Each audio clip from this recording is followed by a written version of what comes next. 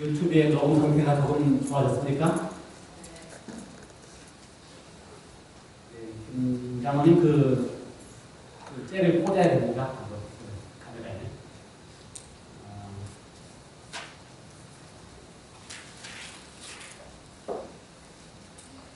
그거를 옆면에 있어도 옆면에 카메라에 꽂아야 카메라 옆면에.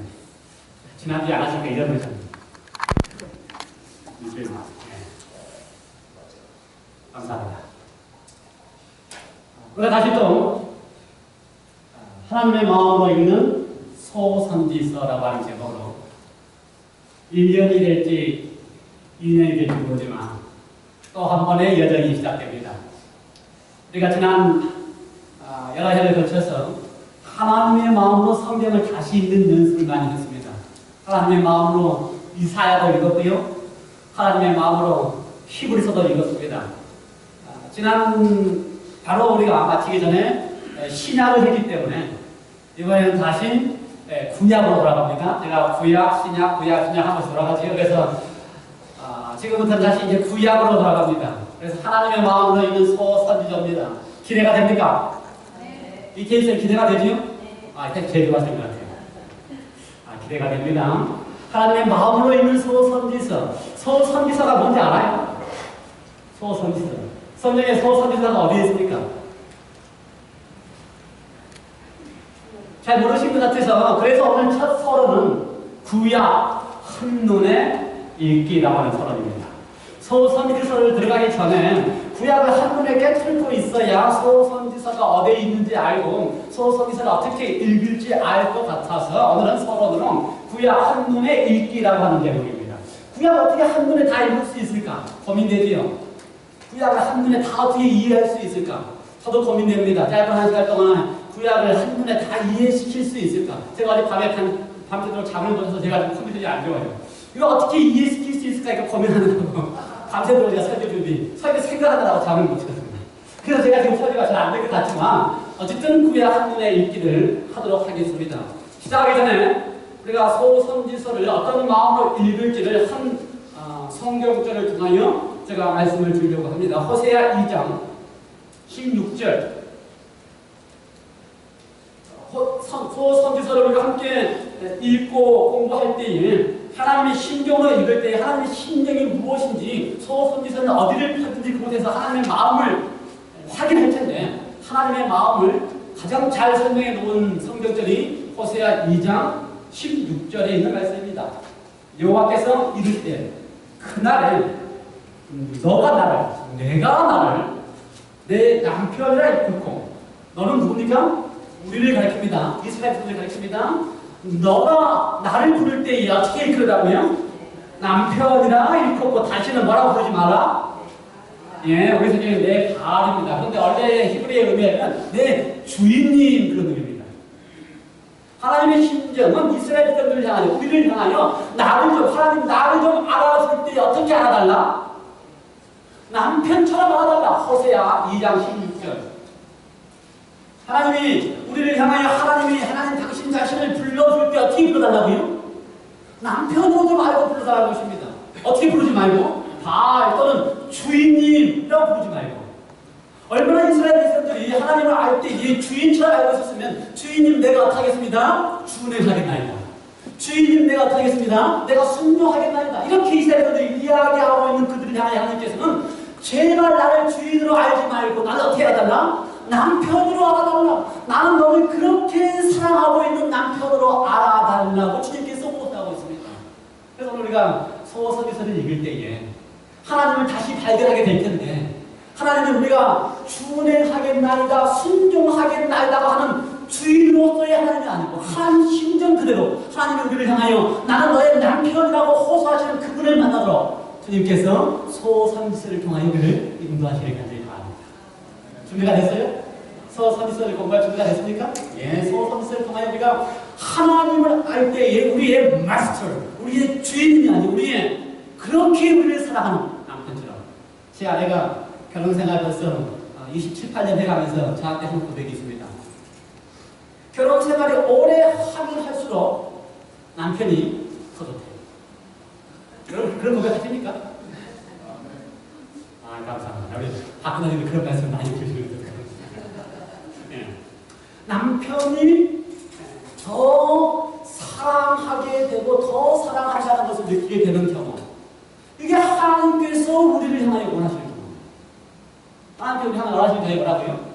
하나님 우리를 향하여 원하시는 경험은 하나님이 남편으로서 더 사랑하게 되는 경험. 신앙을 오래오래 하면 할수록, 신앙생활을 20년 하면 할수록 하나님이 전에 알던, 신혼 때 알던 남편보다 이분이 더 사랑하게 되는 그런 경험을 하게 됩니다. 원하시는 것입니다.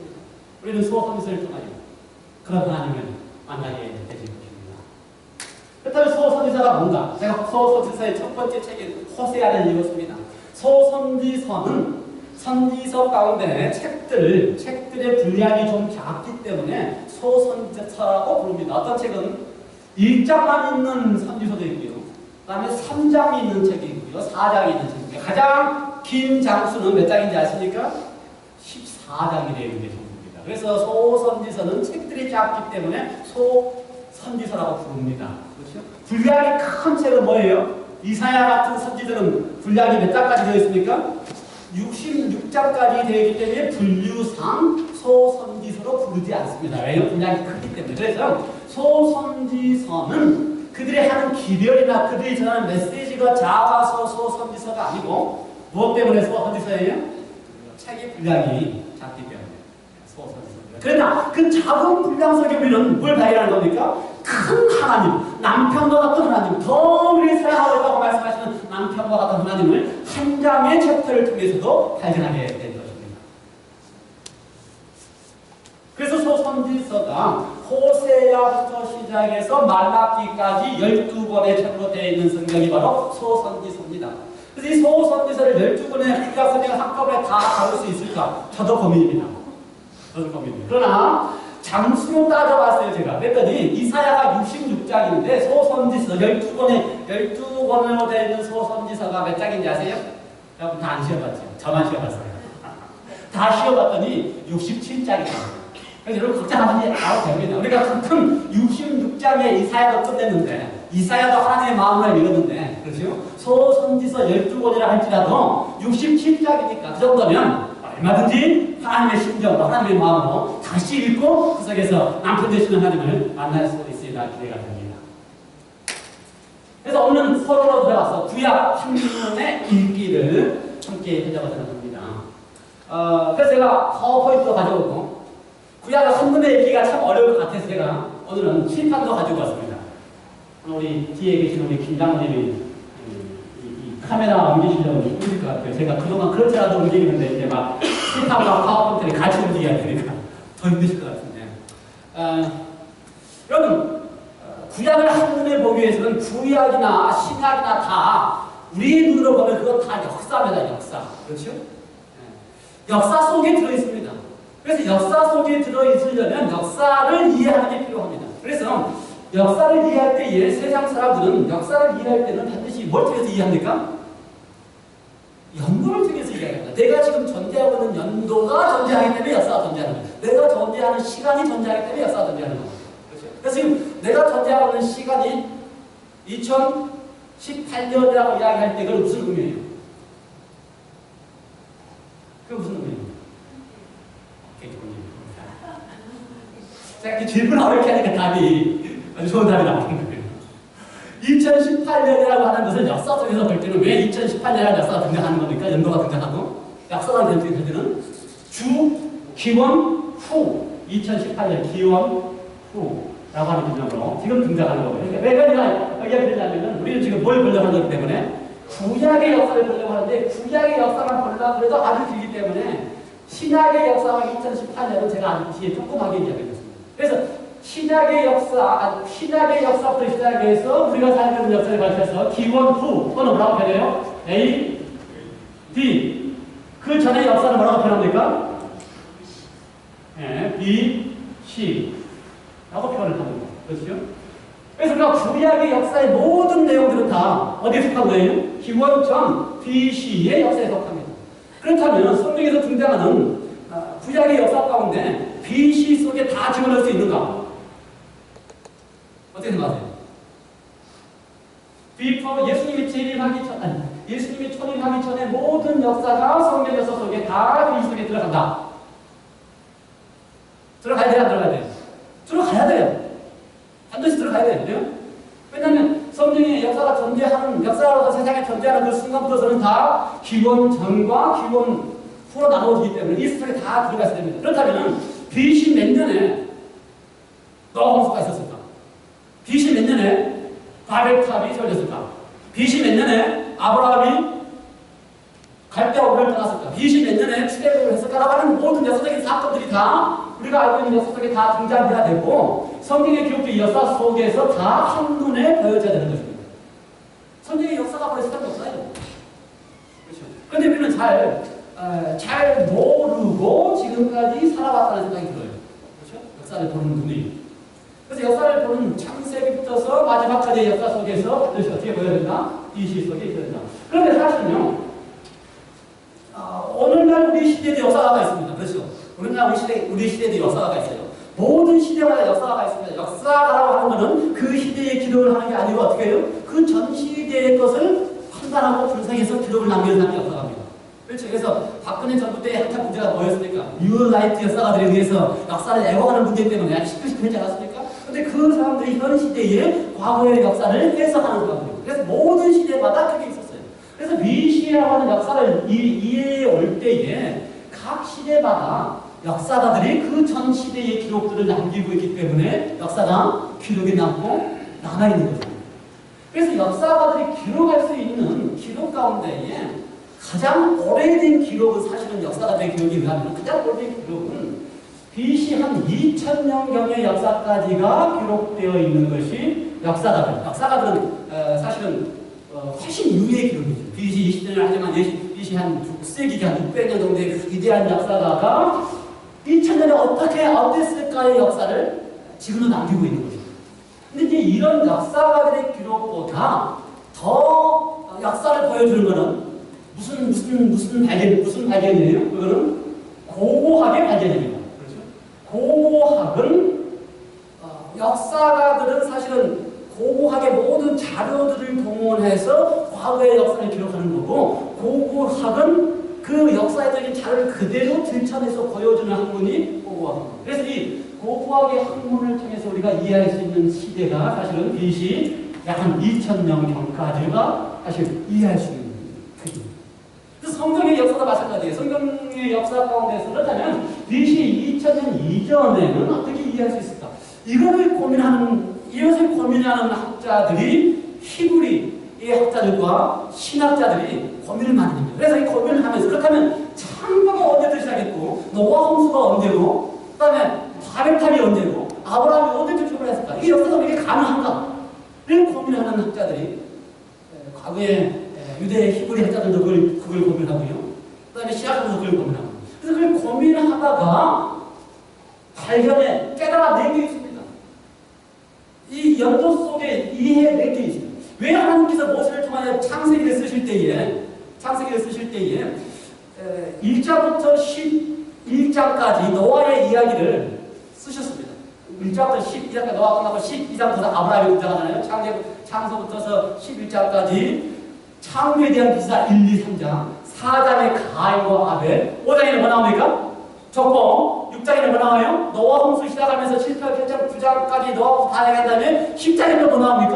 족보 11장에 바벨탑 이렇게 압축된 이야기를 하는 이 가운데에서 창조 이야기 참 중요해요. 가인과 아벨 이야기 중요해요. 노아 홍수 이야기 중요해요. 근데 그 11장의 사건 가운데 중요한 두 장을 할애하면서 뭘 기록해 나왔습니까? 거기에? 족보를 기록해 나왔어요. 족보를. 이유가 뭘까? 족보를 기록해 놨는데 그 족보를 기록하는 방법도 아주 특이합니다. 어떻게 기록했어요? 누가 몇 살 때 누구를 낳고 그런 게 아니에요. 누가 몇 살 때 누구를 낳고 그 다음에 몇 살까지 살았다. 이게 족보, 창세기 족보의 핵심입니다. 누가 몇 살 때 누구를 낳고 몇 살까지 살았다. 왜 그렇게 기록했을까? 왜 그렇게 기록했을까? 역사의 흐름 속에 족보를 통하여 누가 누구를 몇 년에 낳고 몇 살까지 살았다고 하는 사실을 다시 이해하면 뭘 알 수 있어요? 그게 어느 시대였다는 것을 알 수 있게 하시기 위하여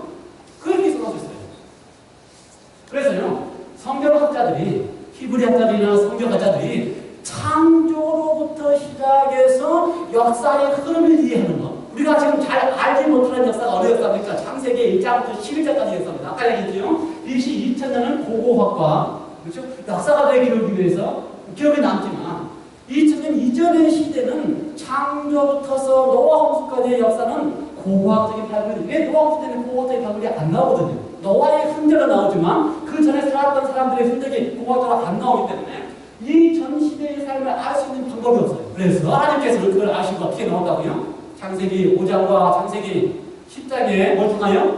촉보를 통하여 이 역사를 그대로 우리에게 이해할 수 있도록 해놨습니다. 그래서 역사까지 이걸 이해할 때에 BC와 AD뿐만 아니라 AM이라고 하는 기호로서 사용하는 역사를 이해합니다. AD는 아노 더민이라고 해서 나타나는 뭐예요? 기원 후입니다. BC는 영어로 before Christ라고 해서 기원 전입니다. AM은 F자 아담. M은 사야겠네. AM을 라틴과 똑같이 아노라고 하는 단어하고요. M이라고 하는 단어는 기원, 창조라고 하는 겁니다. 문예라고 하는 표현을 썼는데요.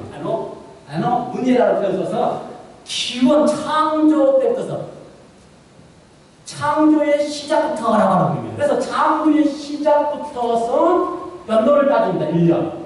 1년이 언제까지? 그래서 창조의 시작인 1년은 하나님이 여섯 때 다 만들고 여섯 날 아담을 만든 때가 바로 창조의 시작입니다. 그러면 성경에 아담을 만든 때가 언제인지를 보지만 그 아담을 만든 때가 무슨 년이라고요? 창조의 AM 1년짜리 말입니다. AM 1년이면 분명해요. 그렇죠? 아담을 시작한 첫 시작을 뭐라고 say기 때문에 AM 1년으로 시작한다고 되기 때문에. 근데 성경은 AM 1년부터 시작할 수 있어요. 왜요? 그게 이제 우리가 BC 몇 년인지는 지금 우리가 나중에 알겠지만 시작을 AM 1년으로 시작할 수 있어요. 왜요? 성경에 아담을 만들어진 때부터 시작한다고 결정을 내리면. 그래서 아담이 만들어진 때 우리가 1년으로 시작하면 결정이 납니다. 그러고 나서 우리가 족보를 살펴보면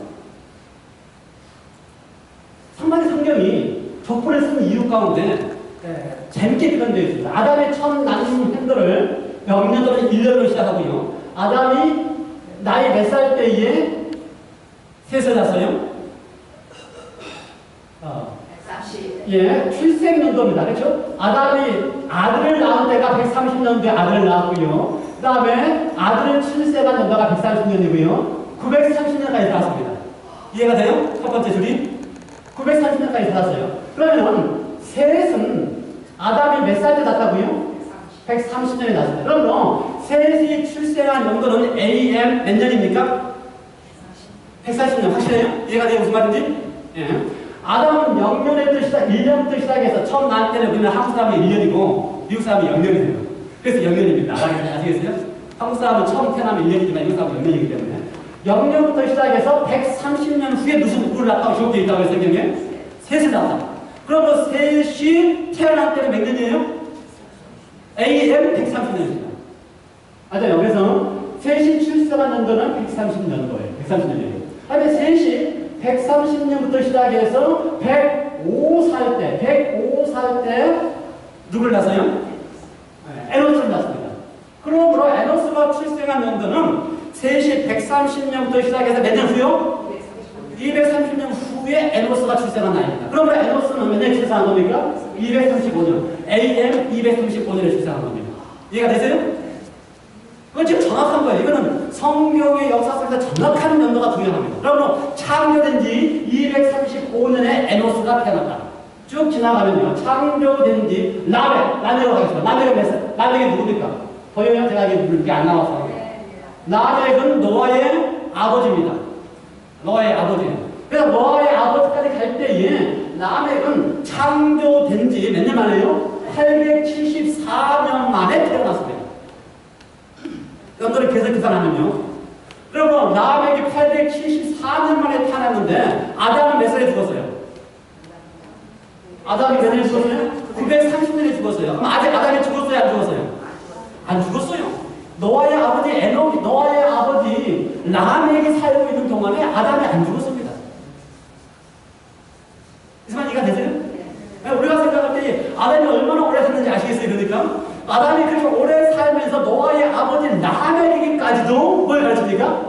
에덴 동산 이야기를 해줘요. 그러니 그 당시에는 성경을 기록할 이유가 필요가 없어요. 누가 다 이야기했기 때문에? 아담이 설명해 주기 때문에. 그래서 아담이 죽었을 때 라멕의 나이가 53세입니다. 계산됐어요? 제가 계산했어요? 그러므로 50대까지 아담하고 같이 지냈는지 안 지냈는지를 모르지만 어쨌든 아담의 족보 속에서 아담과 더불어 함께 지낼 수 있는 기회를 라멕에게 줬어요. 노아의 아버지가. 그리고 나서 라멕이 몇 살이에요? 182세에 노아를 낳습니다. 그러므로 노아가 태어난 해는 몇 년입니까? AM 1056년이에요. 그 정확한 년. AM 1056년입니다. 그리고 노아의 기록 가운데 노아가 태어난 지 600년에 성경이 기록이 돼요. 뭐가 일어났다? 홍수가 일어났다. 그럼 노아 홍수가 몇 년이에요? 1600. 여기서 노아의 정확한 홍수의 연도를 기억할 수가 있어요. 그래서 AM부터 시작해서 홍수가 몇 년이 일어났다고요? 1656년. 맞아요? 600년 후에. AM 1656년에 홍수가 일어났다. 이거 하면 창세기 역사가 끝나버려요. 이해가 돼요? 재밌죠? 저는 이거 공부하면서요. 라멕이 노아의 아버지가 아담하고 같이 살았다는 사실에 충격을 받았습니다. 한 번에 생각한 적이 없거든요. 책에서 봤어요. 맞았네. 이렇게. 노아가 홍수가 몇 년이 났다고요? 1600.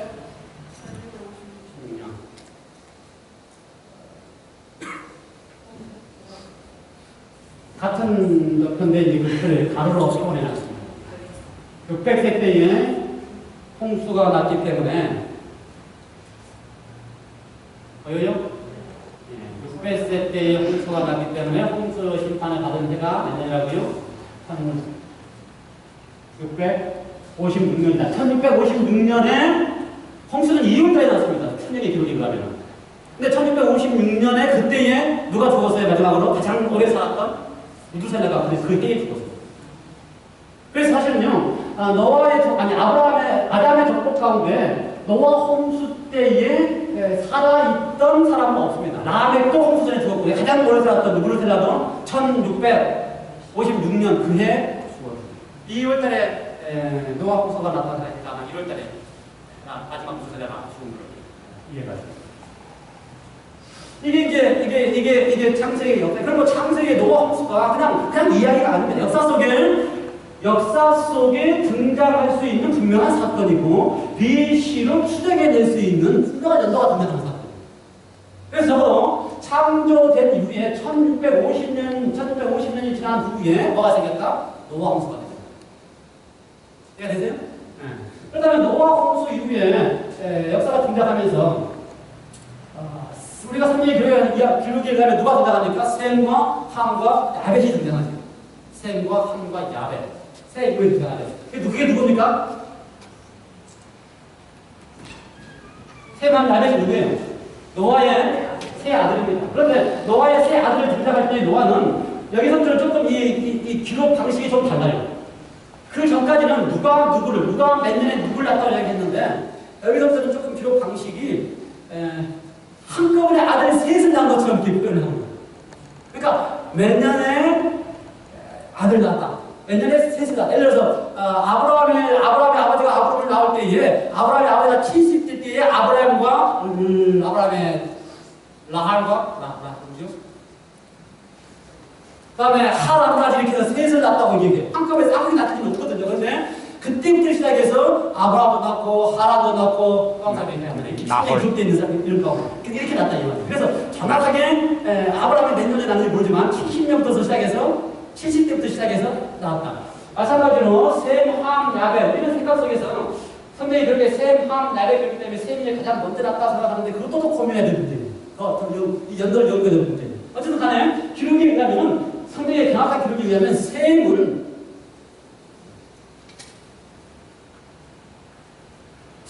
홍수가 난 그 이듬해에, 홍수가 난 이 둘째 해에 아들 낳았다고 기록되어 있습니다. 그러니까 홍수가 난 둘째 해에 아들을 낳았는데 그때의 나이가 기록되어 있습니다. 홍수가 나고 난 2해가 지난 다음에 아들을 낳았는데 그때 나이가 100살이라고 되어 있어요. 그럼 거꾸로 추정해서 노아가 셈을 낳은 해가 언제예요? 홍수부터서 98년 전입니다. 그래서 홍수도 98년 전에 셈을 낳고 그 다음부터 역사가운데 창세기 10장에 보면요. 두 번째 족보가 등장하는데 누구의 족보가 등장합니까? 노아의 족보가 등장합니다. 셈, 함, 야벳의 족보가 등장합니다. 그래서 10장에 셈, 함, 야벳의 족보가 등장하는데 근데 지금 사실은 이 노아 홍수 이전에는요. 역사적인 기록이 잘 없습니다. 그렇죠. 그걸 선사시대에서 역사적인 기록이 없어요. 고고적인 기록도 없습니다. 그러나 우리가 추정해봤더니 1656년이라고 하는 사실 분명히 깨달았어요. AAM 창조 이후. 그러나 이제 이 셈, 함, 야벳의 기록 이후부터 여기 적도 이후부터는 역사적으로 고고학적으로 이제 노아 홍수가 지나기 때문에 발굴이 됩니다. 그래서요.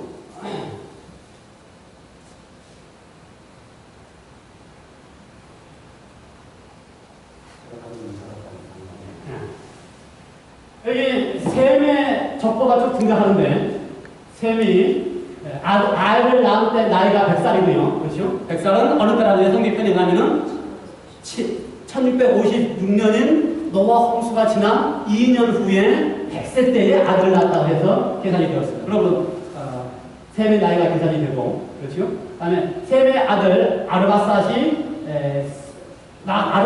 셈이 아르바삿을 낳을 때가 35살 때 낳았고요. 그 다음에 셀라를 낳을 때가 30세 때, 아르바삿이 30살 때 낳았고요. 셀라가 에벨을 낳을 때가 34세 때 낳았고요. 에벨이 벨렉을 낳을 때가 30세 때 낳았다. 이거 아주 중요한 사건의 등장입니다. 성경 가운데 창세기의 족보를 이야기하면서 에벨과 벨렉을 이야기하면서 벨렉이 낳은 다음에 세상이 나누어졌다 이렇게 표현을 했어요. 벨렉을 낳은 다음에 세상이 나누어졌다.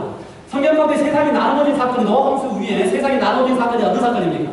세상이 나누어졌다는 사건이 땅이 나누어졌다는 사건이 아니고 한 민족으로 살아갔던 사람들이 세상이 나누어졌다 그 말이에요. 성경 가운데 세상이 나누어진 사건이 뭐가 있어요? 바벨탑 사건이 있어요. 그래서 성경의 기록에 의하면 에벨이 벨렉을 낳은 그때에 세상이 나누어졌다고 하기 때문에 이때가 바로 창세기 11장에 이야기하는 무슨 사건이다? 바벨탑의 사건이다. 그러면 바벨탑의 사건은 연도를 계산해 보면요, 노아 홍수 이후에 100년 안에 이루어진 사건입니다. 그 나온 아는 뜻입니다. 그리고 바벨탑의 사건은 몇 년 사건이에요? AM을 따지면은 1700년에 1700년 AM 사건입니다. 그런데 고고학자들이 과연 바벨탑과 바벨탑이 존재하는 문화가 존재할 것인가는 고고학자들이 발굴이 되기 시작해요. 발굴이 됩니다. 그래서 역사가 이 얘기를 합니다. 그때가 어떻게 되죠? 그래서 에벨이라고 하는 사람의 이야기와 고고학적인 이 점토판에서 발견된 이름이 일치하는 장면이 등장합니다. 그래서 그 지역에서 아주 거대한 도시를 이루었던 인물이 바로 한국말로 에볼라라고 하는데 에볼라라고 하는 지역에서 발견한 점토판을 통하여 그 문화가 그때 얼마나 찬란하게 있었는 문화인지에 대하여 이해를 하기 시작합니다. 그러므로 바벨탑을 쌓을 만한 충분한 문화가 이루어지고 형성되어 있다는 사실을 역사가들이 발굴을 합니다. 에볼라 점토판의 발굴이 가장 최근 역사가 발굴인데요. 1970년대에 발굴한 점토판에서 확인한 내용인데요. 그러한 사건들을 거기 등장시키고, 그래서 그걸 따라서 우리가 이해를 할 때에 이제 역사가들이 바벨탑의 사건이 최소한 여기 안에서 누구와 누구 사이요? 에벨과 멜렉이라고 하는 셈의 아들들 사이에서 이루어졌다면 이때가 바로 한 1756년 경일 거고, 그렇죠? 정확한 것으로 사실 이해할 수는 있어요. 그러나 지금 제가 다 연결을 기반으로 하기 때문에 이야기를 하면 이때부터서 어떻게 됐어요? 세상이 나누어지기 시작했습니다. 셈과 함과 야벳을 통하여 세상이 나누어졌습니다. 그런데 성경의 역사는 셈의 족보, 함의 족보, 야벳의 족보를 다 기록합니다.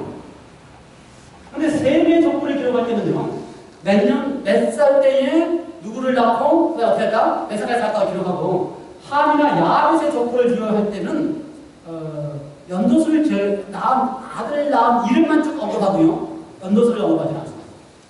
그런데 이제 우리가 제출서상에 보면 야벳이 있는데 야벳이 성경의 표현 가운데 야벳의 조상들을 가리켜서 야벳의 후손들을 가리켜서 성경의 표현 가운데 그 바닷가에 사는 사람들의 조상이 되었다. 그래서 산 지역이 바닷가 쪽으로 갔을 때 사실은 바벨탑이 존재하는 셈 문화가 가지고 있던 때는 바닷가가 아닙니다. 그렇죠? 메데와 페레 그 두 강, 메소포타미아 강 주역에서 시작된 이라크 북쪽에 있던 내륙 지역인데 야벳이 이동한 것이 어디라고요? 바닷가 쪽으로 이동했기 때문에 지금의 지중해, 지금의 로마와 헬라와 그리스 문화를 일으킬 수 있는 그쪽으로 야벳이 이동했고요.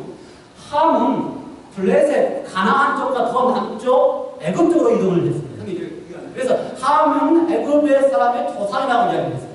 심지어 함의 아들의 족보 이름 가운데 함의 아들 가운데 그 이름이 히브리 말로 애굽을 사용한 동일한 이름을 사용했어요. 그래서 함의 아들 중에 한 사람이 애굽이라고 가질 리가 충분히 있는데 그 함의 아들 이름 그대로 히브리 사람들은 애굽을 그렇게 불러요. 그러므로 함은 가나안 일부와 이야기 들어갑니다. 셈 민족은요, 특별하게 셈에 대한 이야기를 할 때에 에벨이 벨렉을 낳았다고 이야기할 때에 벨렉뿐만 아니라 둘째가 있다고 하는 기록을 성경에 남기고 있습니다. 그래서 둘째의 이름을 많이 등장시켜요. 연도수를 이야기하지 않지만 벨렉뿐만 아니라 근데 벨렉은 족보상에 참 중요해요. 그 무슨 족보이기 때문에 예수님의 족보이기 때문에 중요하지만 벨렉뿐만 아니라 또 다른 아들의 이름이 등장을 합니다. 쭉 이름이 등장하면서 제가 추측하기에는 이 지금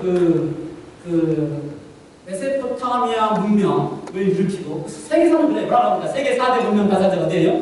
메소포타미아 문명, 나일 문명, 그다음에 화마 문명, 인더스 문명. 근데 거기에 간 기록이 성경은 남아 있어요. 야벳의 수선은 어디로 갔다고요? 나일 강에 가서 야벳의 아들의 이름이 이집트라고 이름을 그대로 사용하는 문명을 만들어놓은 사람이 갔고요. 그다음에 메소포타미아 문명에 누가 남아 있어요? 셈이 남아 있고요.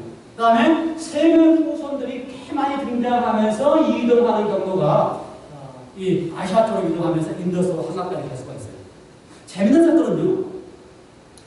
한국 사람들은 뭘 사용합니까? 과거에 한국 사람들은 단기 몇 년을 시작해가지고 단기식이 몇 년인지 알아요? 제가 다 조사했는데 저도 보고 해야 조사해보고 단기 4,351년 지금이 4,351년이네요. 단기 계산이. 근데 BC로 따지면 BC 2,300년 2,300년하고 1813, 2018년 합해서 몇 년이라고요? 4,351년. 지금 단기 몇 년이라고요? 4,351년. 단기 4,351년. 그런데 재밌는 사실은요. 2300년, BC 2300년 경이 단기 어느 때까? 근데 정확히 따지면 2300년 경은 당군 시대를 만들 때 2300년 경은요. 역사로 따지면 바로 이경입니다. 셈이 스타트 나갈 때하고 동일한 시간이에요. 당군 신화가 우리는 신화지만 성경적으로 따지면 어느 때라고요? 셈의 후손들이 퍼져나가기 시작한 때가 BC 2003년이거든요. 그럼 당군 신화가 상당히 성경적이에요. 당군 신화에 가면 셈의 후손이 여기까지 갈 수 있어요? 네. 조선까지, 고조선까지 갈 수 있어요. 성경적으로. 그러므로 역사가 성경이 그저 뜬구름처럼 존재하는 아무 의미 없이 그냥 갑자기 존재하는 그래서 역사와 전혀 관계없이 그냥 성경이 존재하는 게 아니고 성경 자체가 그것이 뭐예요? 역사를 만들어낼 수밖에 없는 것이 바로 성경이라는 사실을 우리가 이해를 합니다. 그래서요 우리가 지금 구약의 역사를 한 줄에 풀어서 이해할 때에 창조부터 노아까지의 역사를 지금 우리가 이해를 했습니다. 그렇죠? 창조부터 노아까지의 역사를 어떻게 이해를 했어요? AL이라는 언어의 기원으로 이해를 했습니다. 그 다음에 아브라함부터서 족장사대까지를 성경의 역사가 어떻게 등장합니까? 창세기 12장부터서 50장까지 등장합니다. 그런데 사실 이 기간은 긴 기간이 아니에요. 창세기 1장부터 몇 장까지요? 11장까지의 기간은 꽤 긴 기간입니다. 우리가 한눈에 봐도 거의 몇 년이에요? 1700년. 1700년이라고 하는 역사가 가지고 있는 11장에까지의 역사는요. 그렇죠? 노아, 바벨탑까지의 역사는 11장까지입니다. 그 12장에 노아가, 아브라함이 등장하려면 얼마나 더 지내야 돼요? 거의 또 몇백 년이 지나서 아브라함이 등장해야 되기 때문에 창세기 12장까지의 역사는 몇 년의 역사니까? 거의 2000년의 역사가 시작됩니다. 2000년 역사가 있는 거예요. 근데 가만히 보니까 고고학적으로 봤을 때에 이 BC 2000년의 역사는 보통 선생님이 등장한다고 했어요. 고고학적으로 등장한다고 했어요. 갈대와 우르, 아브라함이 살았던 갈대와 우르를 고고학적으로 발견했는다. 그러면 2000년까지 역사가 시작이 어디라고요? 창세기 12장까지 역사예요. 2000년 이전의 역사는 우리가 뭘 통해서 발견했어요? 창조된 시작점 AM이라고 하는 역사를 통해서 2000년 이전의 역사는 다 발견됐어요. 뭘 통해서? 척보를 통해서. 그러면 성경 전체의 역사, 구약의 역사를 볼 때 우리는 몇 년인지 알 수 있어요? BC로 따지면 4000년. 다시 설명해 드려요. 무슨 말인지? 예? 우리가 뭐라고 그랬습니까? BC 2000년의 역사는 고고학적으로 발굴이 되고 역사가들에 의해서 알게 되고 선사시대라고 하는 창세기 12장 이전의 역사를 우리가 알 수가 없었는데 창세기 12장의 역사는 뭘 통해서 알 수가 있다고요? AM이라고 하는 창조 기사와 척보를 통해서 알고봤더니 그 역사가 몇 년이다? 2000년간의 역사다. 그리고 창세기 12장부터 시작해서 아브라함으로 시작하는 역사가 또 다른 2000년의 역사입니다. BC로 따지면 총 몇 년의 역사다? 4000년의 역사에 우리가 이해했습니다.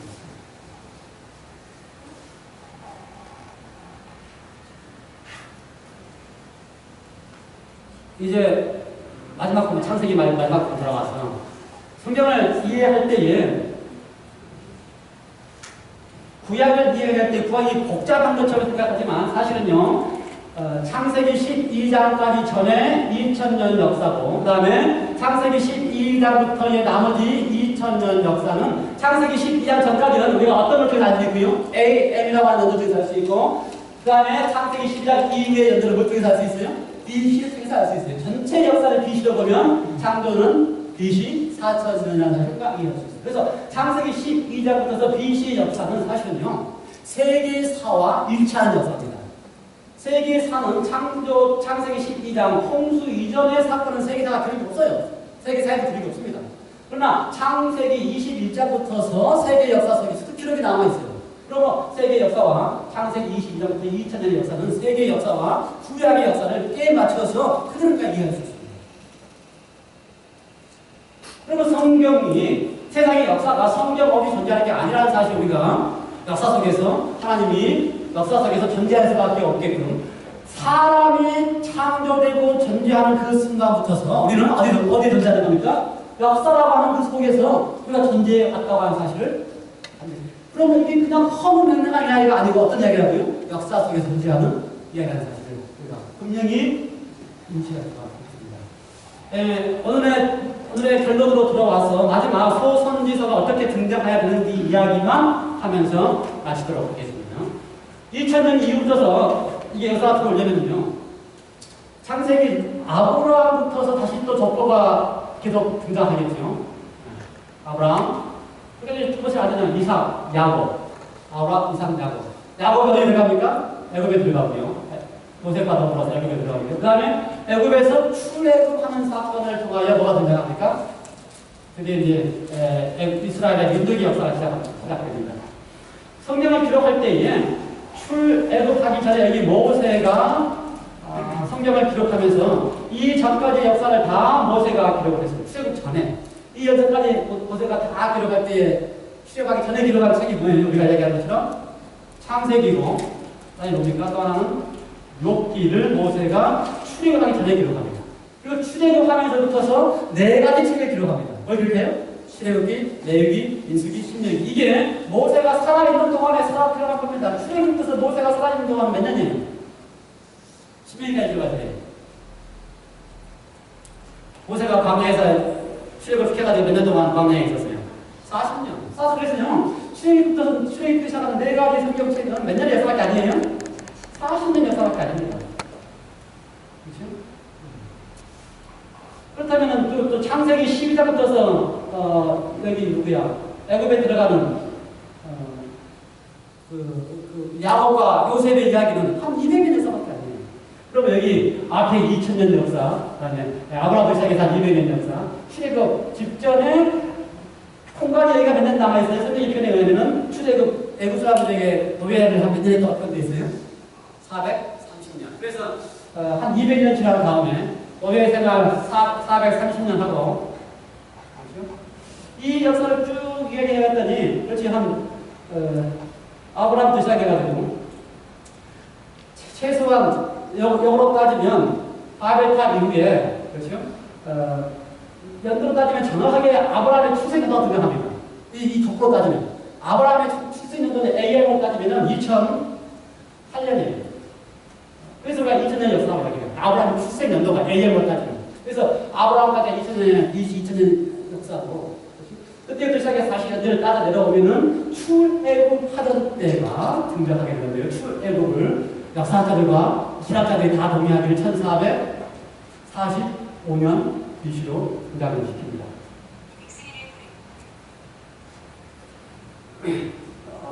역사자들이 왜 그렇게 일치시키시냐면요. 출애굽했을 때의 애굽의 상황을 애굽의 고고학적인 문서로 그대로 등장하고 남아있습니다. 그래서 애굽의 역사, 이미 애굽의 역사는 언제 시작해요? 출애굽할 때 시작하는 게 아닙니다. 애굽의 역사는 언제 시작했어요? 야벳의 자손들이 이주할 때부터 애굽의 역사를 시작했어요. 그러면 벌써 출애굽하려면 그럼 몇백 년이 얼마야? 최소 여기서 1700년부터 2000년까지 한 400년의 역사가 이미 있고, 여기도 400년의 역사가 더 있어야 되니까 한 800년의 역사가 이미 있은 다음에 출애굽을 다음에 성경을 기록할 때 저기 이게 보여주는 장면이 그겁니다. 모세 오경을 기록했던 때가 출애굽하기 전까지 1445년이지만 BC 1500년경이라고 기록을 했고요. 그 다음에 모세가 출애굽한 다음에 여호수아를 쓴 기록은 출애굽 이후에 40년 지난 다음에 여호수아가 여리고를 건너서 들어가는 거는 짧은 기간입니다. 이게 뭐 표시를 이렇게 길게 했지만 거기에 왕정 시대가 다 포함이 되겠지만 아니다. 거기 가나안 정복 시대가 다 포함이 되겠지만 여호수아의 연도는 짧아요. 얼마나 될 것 같아요? 여리고 성에 들어가서 땅 정복하고 여호수아가 살아날 때까지 그 기간, 여호수아가 살아날 때까지 기간 얼마 길지 않습니다. 그리고 나서 사사기의 기간은 꽤 깁니다. 약 한 350년 잡아요. 그래서 여호수아 사사기까지 한 400년의 역사가 흐른다고 봅니다. 그래서 출애굽한 이후에 여호수아부터 사사기까지 몇 년 흐른다고요? 한 400년. 그래서 출애굽이 1445년 했기 때문에 400년 역사 흐르면 1050년 BC라고 이게 BC가 되겠죠. 그래서 이 기간에 여호수아가 기록되고요, 사사기가 기록되고요. 그다음에 뭐가 기록됩니까? 사사기 기간 동안에 룻기가 기록되어 있고요. 그 다음에 1050년경부터 드디어 이제 왕정 정치가 시작되고 사울이 BC 1050년경부터 사울이 처음으로 왕으로 등장합니다.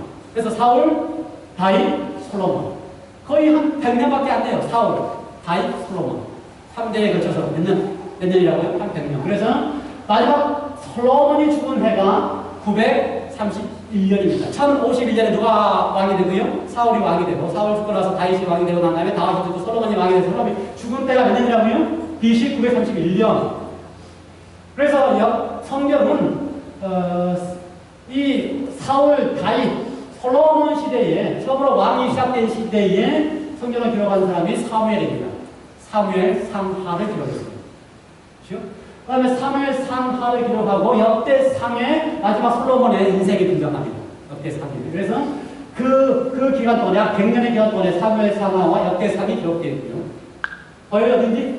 네. 그리고 나서 932년에 솔로몬이 죽고 나서 솔로몬의 아들 르호보암과 솔로몬의 신하 여로보암이 서로 나라를 나누어 갔습니다.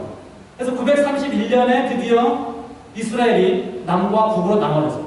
솔로몬의 아들인 르호보암을 따르는 두 민족, 유다 족속과 베냐민 족속만이 두 지파만이 르호보암을 따라서 남방 유다를 만듭니다. 나머지 10지파는 누굴 따라가요? 여로보암을 따라서 북방 이스라엘을 만듭니다. 그래서 북방 이스라엘이 931년부터서 언제까지요? 722년에 망할 때까지 동일합니다. 약한 몇 년이에요?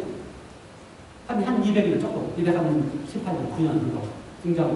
그 역사, 짧은 역사에 218년. 그런데 왕 몇 개 많죠. 그 다음에 남방유다는 931년 르호보암부터 시작해서 계속 왕위를 유지하다가 망할 때가 이제요 586년까지. 이 기간이 역대상하에 기록되어 있는 온 왕들의 역사입니다. 이스라엘의 역사, 유다의 역사. 거기가 뭐가 기록되어 있다고요? 역대상하. 열왕기상하, 역대상하에 들어있는 왕정시대의 역사입니다.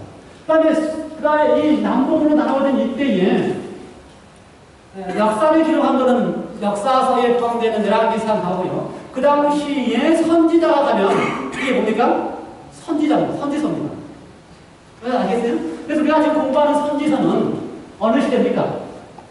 우리가 공부하는 선지서는 이 왕정시대 남북으로 나눠지는 이 시대 동안에 열왕기상하와 역대상하의 역사가 등장하는 그 시대에 누가 한 거예요? 하나님이 그 왕들에게, 그 백성들에게 누구를 보냅니까? 선지자를 파송하면 그게 뭐예요? 선지자가 되는 거예요. 그러면 선지서의 기간은 소선지자와 대선지자를 합하여 여기는 이제 일반 개신교에서는 예언서라고 표현했는데요. 예언서 또는 선지서라고 사용합니다. 선지서는 14권의 선지서와 3권의 선지서 중간을 했는데 그거는 큰 의미가 아니고요. 총괄하게 대선지서, 소선지서를 합해서 17권의 선지자를 보냈는데 그때가 어디라고요? 이 왕정시대. 그 출신이 남방유다 출신인가 북방 이스라엘 출신인가 달라지군요. 그렇죠? 그 다음에 북방 이스라엘을 위해 선지자를 보냈는가 남방 유다를 위해 선지자를 보냈는가 따라서 분류할 수 있어요. 이해가 되세요? 그러면 성경을 전체를 다 봤는데 성경이 쓰여진 시간을 보면 역사상에서 시간을 보면요 모세가 창세기를 기록하면서 노아까지 2000년 역사를 기록했고요. 창세기 후반을 기록하면서 아브라함부터 시작해서 200년의 역사를 기록했고요. 그 다음에 출애굽기 민수기 역사를 다 기록했고요. 그 다음에 여호수아 사사기 그 시대에 기록했고요. 사무엘상하 역대상하를 통하여 이스라엘의 분열과 멸망까지 역사를 다 기록해 나왔고요. 그 시대에 선지서가 등장하고요. 그 시대에 뭐가 등장합니까? 우리가 말하는 시편, 잠언, 전도서, 솔로몬과 다윗과 심지어 모세가 쓴 시편까지 시편에 등장하는 문학사 등장. 이렇게 해서 성경이 다 등장하면서 역사가 거기에 구약의 역사가 한눈에 다 보입니다. 그런데 선지서의 역사를 살펴보면은 우리가 선지서 12소 선지서를 살펴보면은 커다랗게 바벨론 포로 이전, 바벨론 포로 때, 아니 또 바벨론 포로 이후 이 이야기가 무슨 말입니까? 바벨론 포로 이전, 바벨론 포로 때, 바벨론 포로 이후 이 말은 무슨 말이에요? 얼마나 역사를 잘 공부해야 됩니다.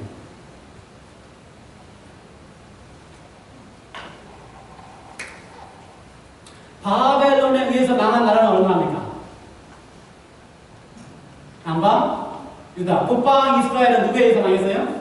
721년에 아스리아에 의해서 망했습니다. 여러분 세계사는요 아스리아 나라가 크게 먼저 등장하고요. 니느웨 성을 중심으로. 그래서 요나가 니느웨를 갔다 할 때 그 니느웨는 어느 나라예요? 아스리아의 수도 니느웨입니다.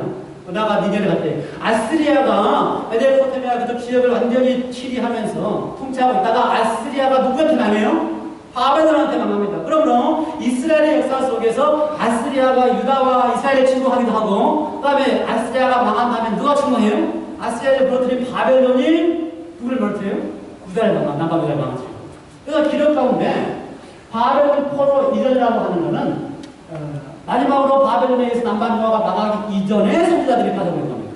근데 그 이전에도 다시 또 이해를 했더니 분열 왕국 시대라고 하는 이야기가 무슨 말입니까? 그때까지는 분열되어 있는 거예요. 여러분 남북이 다 존재합니다. 그런데 북방 이스라엘이 먼저 망했죠. 몇 년에? 722년에. 그러면 722년 전까지 남북이 같이 존재할 때에 파송된 선지자 여바다, 요엘, 요나, 아모스, 호세아, 미가, 이사야 이런 선지자들은 북방 이스라엘 나라는 망하지 않았고 남방 유다도 존재하고 있는 때에 파송됐고 그 다음에 나훔, 스바냐, 에레미야, 하박국의 선지자들은 남방 유다만 남아있는 기간 동안에 파송된 남방 유다의 선지자고 그 다음에 이제 남방 유다가 다 망하고 포로로 잡혀갈 때에 누가 곧 등장합니까? 다니엘, 에스겔, 에레미야가 같은 선지자들이 등장하면서 역사와 다시 등장합니다. 그 다음에 포로로 70년 동안 포로생활을 하다가 돌아와서 마지막 선지자, 새 선지자가 선지자 하나 이제 그거 누구예요?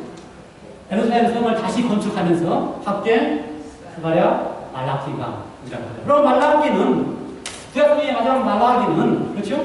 포로로 536년에 유다가 망하고 70년 동안의 포로 생활을 하다가 돌아와서 성전을 재건하고 나서 BC 400년경에 마지막으로 말라기 선지자가 기별을 덮고서 전했습니다. 그러면 BC 400년 이후에는 선지자가 등장하지 않습니다. 언제까지요? 예수님 오실 때까지. 이해가 됐어요? 너무 복잡했다. 자, 한마디로 정리합니다. 이 복잡한 건 한마디로 정리해야 훌륭한 단어야. 대충 알아들었죠? 대충. 저도 대충 알아요. 대충 알아들어 한마디로 이야기하면 이렇습니다. 우리가 이야기하는 역사 속에 구약 성경이 세상의 역사를 이야기합니다. 심지어 구약 성경에 나오는 노아 홍수와 바벨탑 사건이 세상의 역사를 증명해 줍니다. 이해가 돼요? 네, 분명히. 그 다음에 이스라엘의 역사를 보려고 했더니 아브라함부터 시작해서 이스라엘 역사가 등장하는데 아브라함의 후손 이삭, 야곱, 그 다음에 이스라엘 민족이 등장하는 게 조시가 등장하는데 이스라엘 민족들의 역사를 보려면은 거기에 반드시 누가 등장합니까? 세계사의 역사가 등장하는데 그 세계사의 핵심 인물들이 아브라함 시대에는 메소포타미아 문명이 핵심이었던 문명이고요. 그 다음에 이 출애굽 당시에는 하물라이라고 하는 아주 거대한 제국이 등장하고요. 그 다음에 더 등장해서 여기 사울, 다윗, 솔로몬 시대에도 누가 등장합니까? 애굽의 여왕이 솔로몬을 찾아오는 일이 등장하기 때문에 역사 속에는 다 등장하고 있어요. 그렇죠? 그래서 이스라엘은 아브라함을 통하여 이스라엘 땅에만 이렇게 존재하죠. 그게 가나안 땅이 존재하고요. 그 밑에 누가 존재하고 있습니까? 애굽이 존재하고요. 애굽은 어느 때부터 존재해요? 아까 봤더니 야벳의 후손부터 애굽은 존재하고요. 그 다음에 갈대아 우르주왕이 메소포타미아 지방에서부터 시작해서 지중해를 주신 거예요. 여기에 문명이 커다란 문명이 빠져나오면은 아브라함 빠져나오고 여기에 문명이 계속 존재하는데 이 문명 속에 존재하는 게 뭡니까? 하물라의 문명, 그 다음에 아스리아 문명, 그 다음에 누구요? 바벨론 문명까지.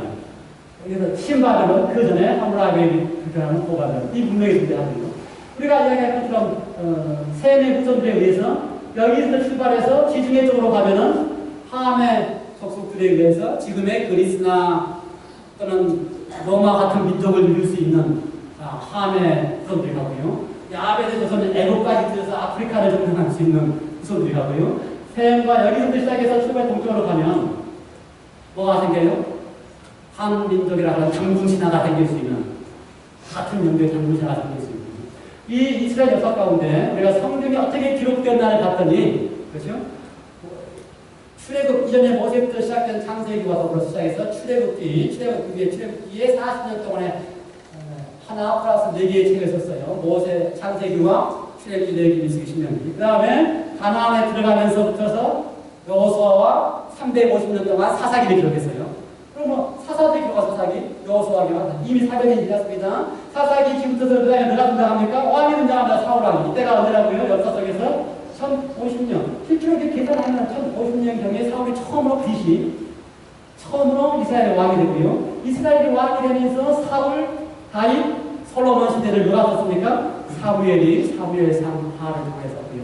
솔로몬 마지막 때부터 시작해서 역사에 들어갈 때는 열왕기 상하, 역대 상하 가운데 역사에 들었는데 솔로몬 때부터는 역사가 나눠졌습니다. 북방 이스라엘과 남방 이스라엘. 북방 이스라엘과 남방 이스라엘 나눠지는 이 시대의 세계는 누가 등장합니까? 아스리아와 바벨론. 그래서 아스리아가 북방 이스라엘을 722년에 멸망시켰는데 이 험한 시대에 애굽이 등장하고 아스리아와 바벨론이 등장하고 이스라엘이 남북으로 나눠지면서 하나님을 잊어버리거나 살기는 잘 살았어요. 그러나 사회적으로 타락한 시대에 하나님이 가슴이 아프니까 이들에게 호소를 하셔야 되는데 누구를 보내서 호소합니까? 선지자를 통해서 호소해요. 그 호소한 내용의 핵심이 뭐예요? 제발 하나님이 나를 어떻게 알아달라? 남편으로 알아달라. 하나님이 나를 어떻게 알아달라? 주인으로 알지 말고 남편으로 알아달라. 그래서 남편으로 알아달라. 하나님을 어떻게 알고 싶어요? 하나님 어떤 의미가 있어요? 하나님이 주인하고 남편하고의 차이가 아주 중요해요. 주인하고의 관계는 무슨 관계예요? 나는 주인이가 사랑하는 종이에요. 근데 하나님이 생각할 때에 너를 남녀시를 가리켜서 너는 나의 종이다 이렇게 안 하신다 이거예요. 근데 이스라엘 백성들은 하나님을 생각할 때 어떻게 생각해요? 나는 하나님의 종입니다. 스스로 생각하고 살아가요. 그러니 하나님이 선지자를 보내서 나는 너를 종으로 삼지 않았어.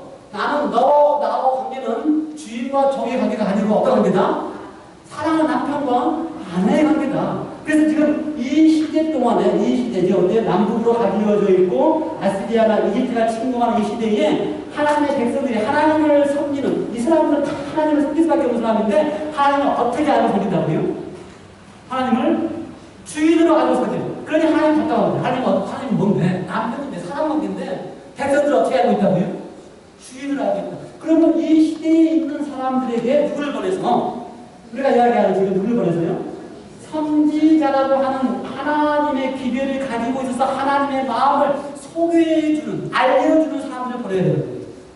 그래서 이 시대에 하나님의 마음이 이렇다. 하나님이 너를 남편처럼 알고 싶어 한다라고 하는 마음을 소개해주는 사람이 선지자인데 오늘 우리가 공부하려고 하는 것이 바로 여기에 하나님의 마음을 소개해주러 간 이 시대에 하나님의 마음을 소개해주러 간 12사람의 선지자를 우리가 공부하게 됩니다. 근데 12사람의 선지자를 가서 공부할 때 어떤 마음으로 공부한다고요? 하나님을 올바로 소개해주고 싶으셔서 하나님이 보낸 선지자로 왔어요. 그 선지자를 읽을 때마다 하나님의 심정으로 읽으면서 하나님 우리를 어떻게 대하시고 계시고 하나님 우리를 어떤 관계를 맺고 싶은지를 읽어야죠. 선지자 앞으로 우리가 읽어보면 아시겠지만 선지자 읽으면은 하나님의 대단히 무서운 하나님을 등장합니다.